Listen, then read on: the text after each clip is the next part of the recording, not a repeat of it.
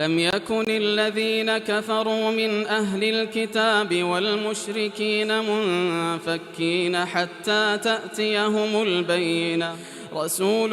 من الله يتلو صحفا مطهرة فيها كتب قيمة وما تفرق الذين أوتوا الكتاب إلا من بعد ما جاءتهم البينة وما أمروا إلا ليعبدوا الله مخلصين له الدين حنفاء ويقيموا الصلاة ويؤتوا الزكاة وذلك دين القيمة إن الذين كفروا من أهل الكتاب والمشركين في نار جهنم خالدين فيها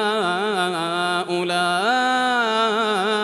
هم شر البرية إن الذين آمنوا وعملوا الصالحات أولئك هم خير البرية جزاؤهم عند ربهم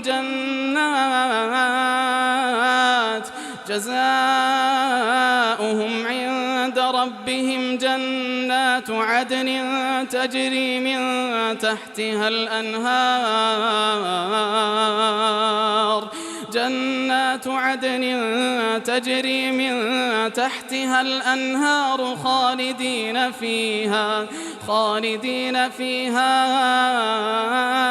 أبدا رضي الله عنهم ورضوا عنه ذلك لمن خشي ربه.